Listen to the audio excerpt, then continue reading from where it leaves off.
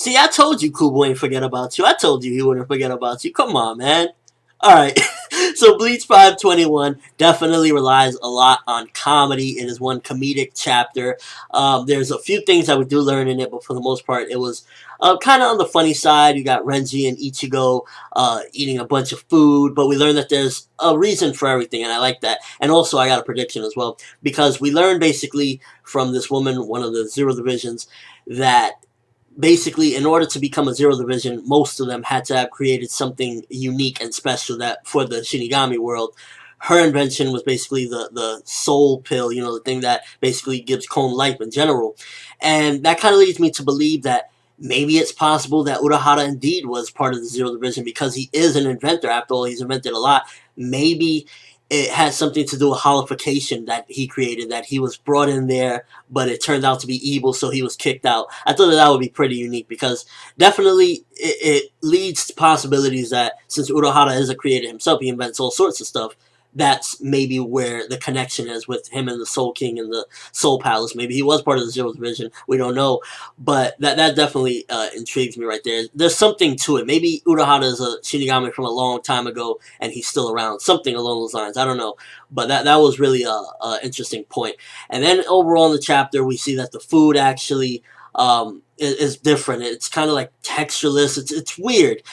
We got Kon in the chapter. That was probably one of my favorite parts, because to be honest with you, this wasn't like the most exciting chapter. I wasn't really like going crazy or anything like that. The jokes were here and there, hit or miss for the most part. One of the stuff that I did love, like I said, was Kon showing up, and you know, he's with the muscles and everything. And Ichigo and Renji do not take him seriously, especially Ichigo. Like Kon's trying to sneak a little bit of food, and Ichigo's like, what are you doing? Get out of here. You gotta hurry your keep. And I'm just thinking to myself, oh, come on, damn, you're doing Kon so dirty. And we also see something that intrigues me as well, which kind of leads me to believe something. The lady, you know, because she's a big woman. She's a big woman. And after she makes all this food, she's skinny as hell.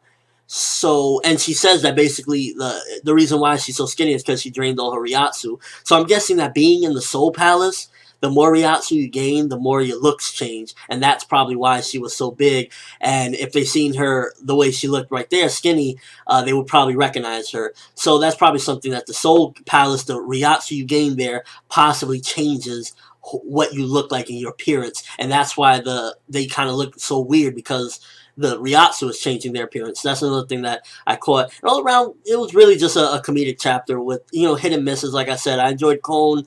Some of the other stuff, like the food stuff, was meh. I wasn't really too excited. But I'm excited to see the guy in the next chapter that we really didn't know too much about, but we learned his name. And basically, he was the guy that created the Zanpakuto. So that's going to be interesting to find out and, you know, see what he's about and whatnot, because he was, out of all the Zero Division, the least that we had any interaction with, I would say. So I'm excited to see that. And all around chapter, again, it wasn't the most thrilling or anything like that. I did have some laughs with Kon, and it was interesting to learn a couple things and lead a couple theories. I hope we get to see more of the Soul King soon. I hope we get to see more of Unohana. I really want to see Unohana, to be honest with you. I don't want her to just get forgotten. After last week's revelation, I want to see more of that, to be honest with you. Less of the Ichigo and Renji just pigging out, eating, and relaxing. More of Unohana. But there is a purpose, and I like how Renji is actually, like, you know, he does have his mishaps, like what happened in the war when he tried to go Bankai. Yeah, he's not perfect by far.